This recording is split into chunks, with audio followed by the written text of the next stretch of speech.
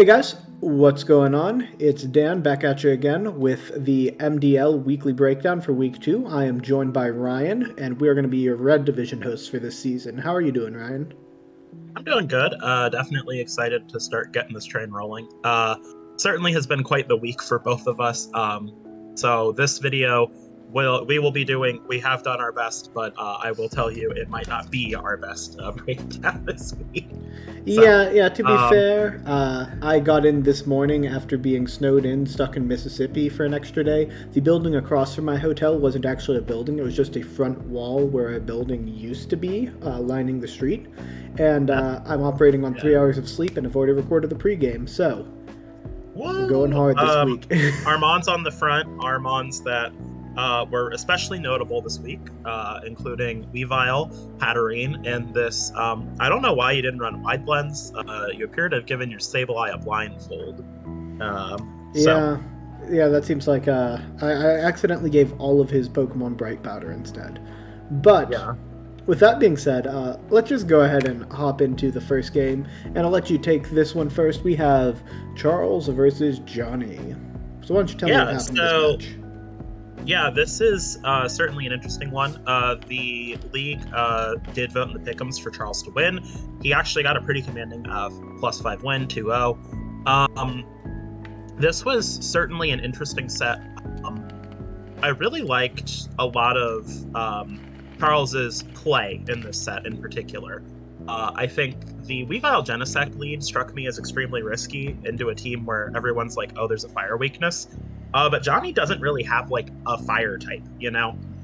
So that actually worked out really well in his favor, I think.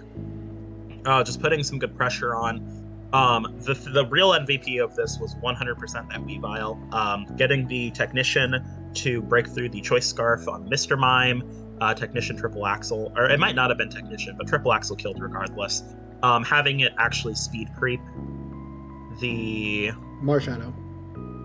Marshadow was really, really important.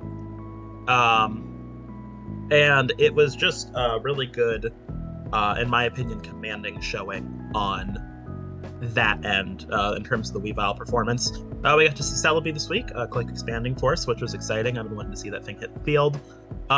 We saw that Lele was kind of also the big threat. Like, if you look at John's team this week, he doesn't have a ton for this Lele, really.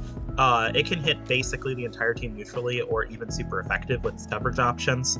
And it was just a really those two were a really strong option this week, and it's a good thing that Charles leaned into them to get the win. As for things that I kind of noticed, I do feel like having the choice band on the Marshadow might have been a misplay when you already have Helping Hand next to it. I think a Life Orb there, or like just a Colbur Berry. Well, actually not Colbur, like a Cassid Berry or something might have been better if you're already planning on having it next to the Mr. Mime. I feel like having that move slot variety be immediately and readily available to you and having you something to help more in that max would have been good, since it seemed like Marshadow was kind of the max option on John's end. I also think he could have maxed something different. He didn't max anything to really take that Lele on. When we see that the Sanaconda would have been a great max with the Steel Spike into what Charles was really going for there. Yeah, those are my main thoughts. One note for Johnny, real quick, because he's my man. Mr. Mime, you've run Sash on it, I think, 2 weeks in a row. You actually don't need to most of the time. You might have this week because Genesect is a nuke.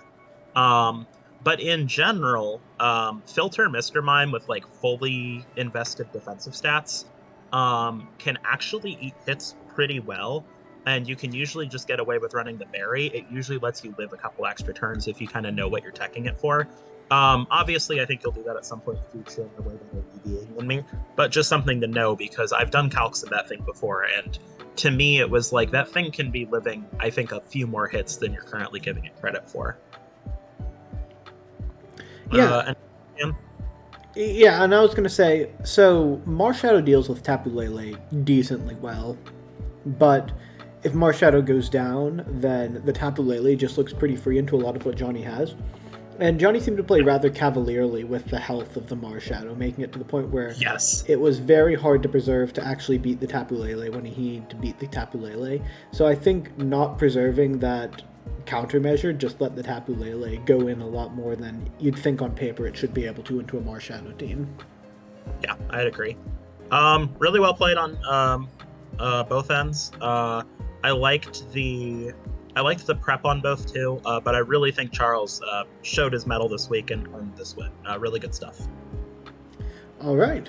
Well, let's move on into the next match, and this is my match versus Noah. So I'll give a quick breakdown at the beginning, and then Ryan will hear your thoughts on it as well. So game one, I had a Zamazenta lead, and it was into a Sash Excadrill, which was a really good tech, and I also had Primarina into the, which was my counter tech play for the Porygon 2. I don't think I actually led Zamazenta game one, but I did have the Primarina into the Porygon 2. The Eerie Impulse play into Primarina, really great tech from Noah, and I was able to get a crit to pick up the KO on the P2. But crit that might have been more important for long-term game strategy was one that came from the Sash Excadrill onto the Zamazenta, taking it down into a very precarious health range, even for it, which meant in our sort of late game intimidate, baby doll eyes, gonna get everything to -3 sort of war of attrition. Zamazenta was never the safe switch in it should have been at any point. So even though his crit into Primarina was flashy, assuming that his Poltergeist hits, that one actually didn't matter given his sets.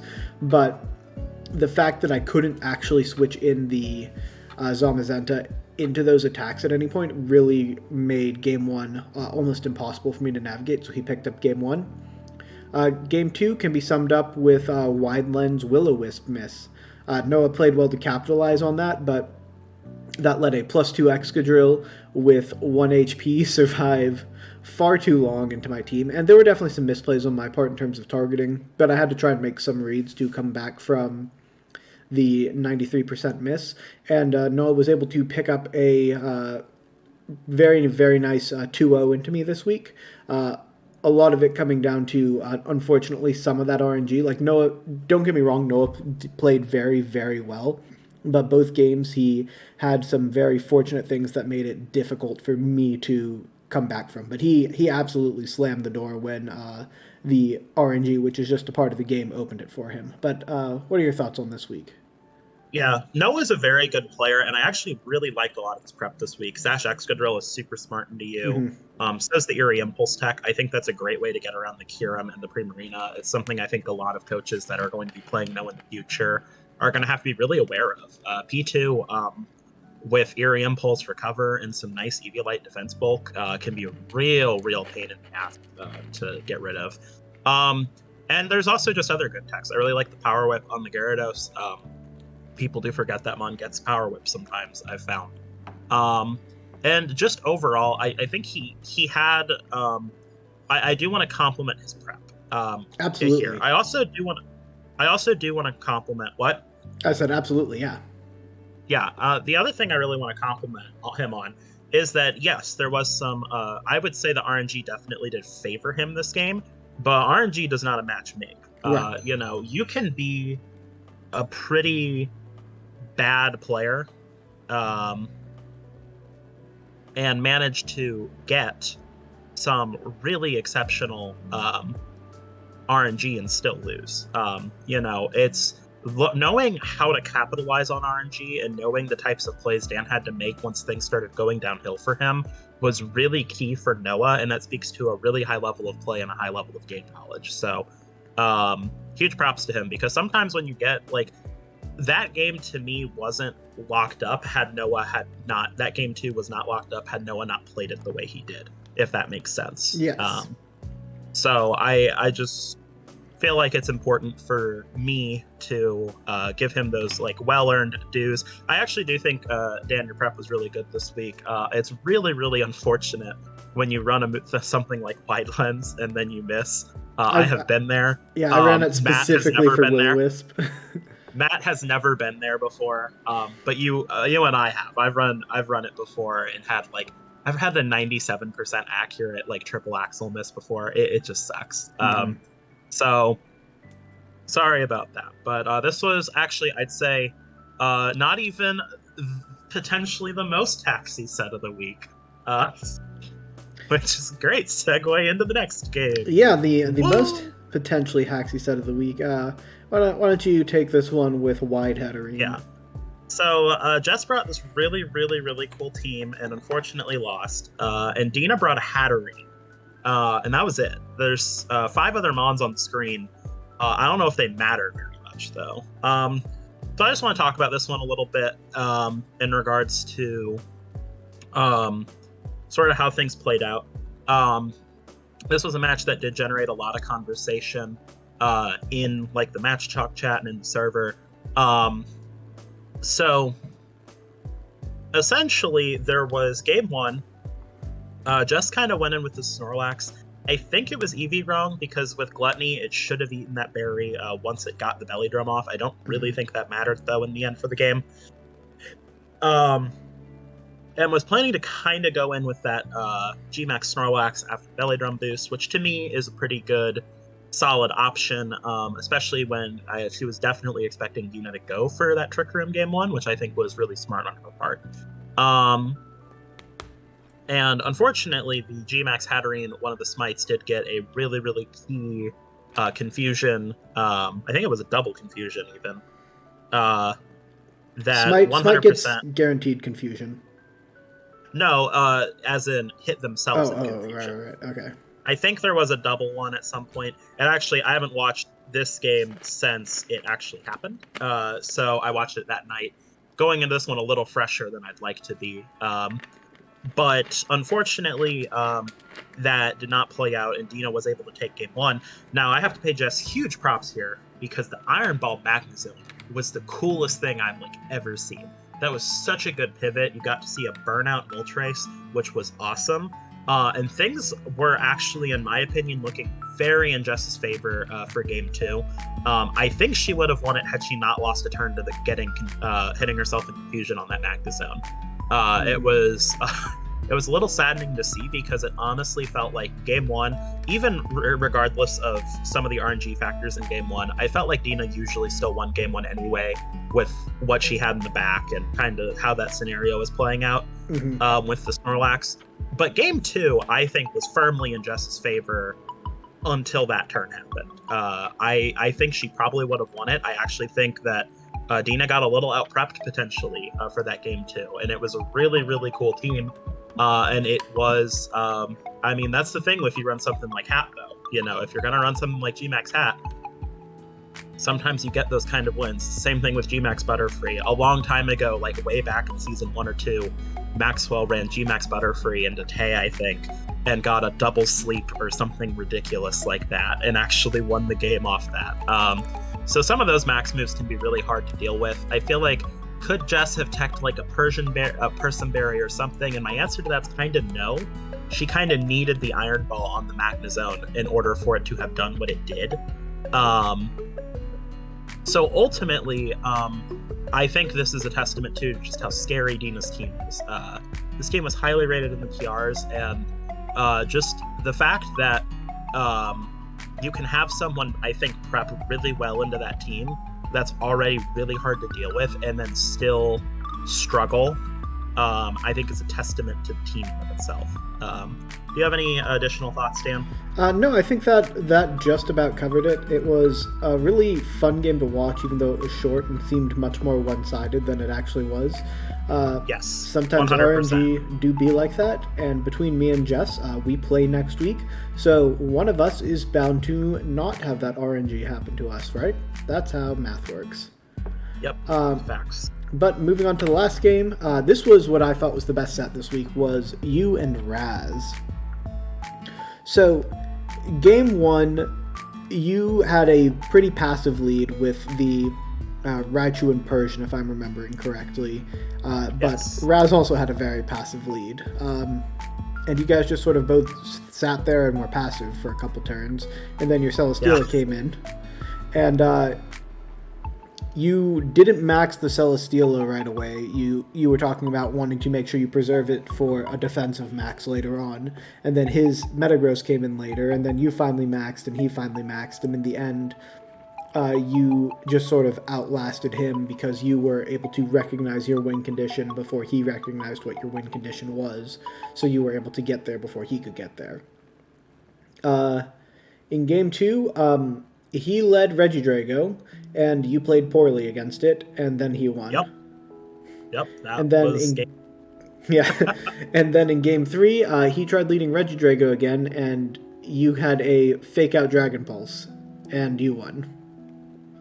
I know that's not the entirety of game three, but that put you on the front foot a lot in game three, and then you were able to just sort of squeeze out that 4v3 advantage in the long game. Like, your playing game three was very clean, but game one and two was a bit messy on both sides. I think both of you had a reasonable shot to win both of those games, but game three was the game that I think you had in the bag from turn one, as long as you were able.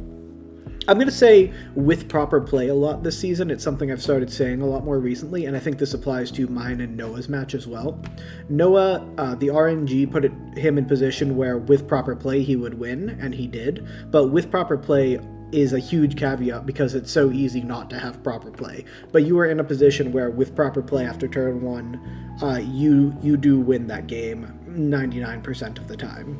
And I think that's what happened in Game 3 is you executed the proper play correctly. But do you have any major thoughts on this match this week? Yeah, this was, I think, the best game I've seen out of Raz, like, basically ever. And actually, I think his Game 2 lead adjustment was really smart, because at the time,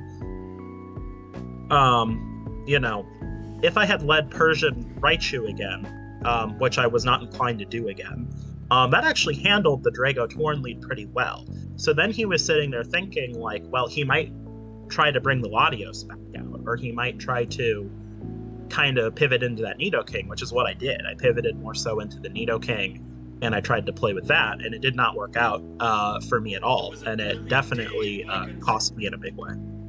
Oh, sorry. What was that? No, sorry. Something just started playing in the background. I got it muted really quickly. Ah, okay. So... we're on our A game today, gentlemen and ladies who watch this. Today.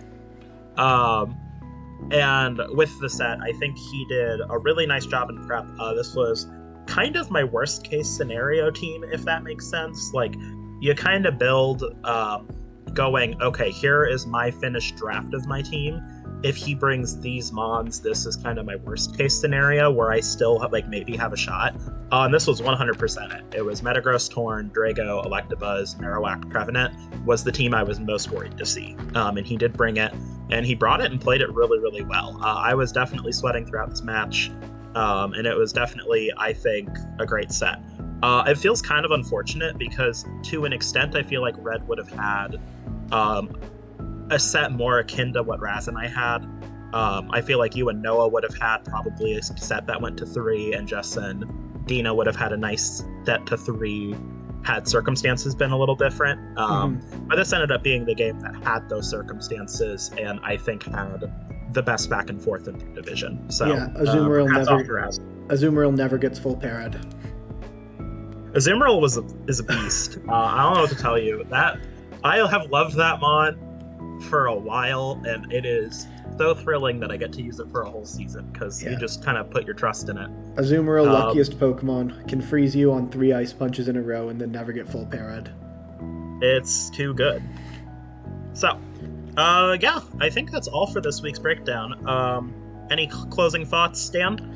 I think Red Division's shaping up to have a really fun and exciting season as we're moving forward. And I am looking forward to seeing what everyone's able to produce next week. Yep, likewise here. I am definitely excited to get back in the groove of doing these breakdowns. And we actually might change slide formats next time. I want to have my notes a little. So maybe expect that for the next go around. But we'll be seeing you all. Have a great rest of the week, and bye. Bye.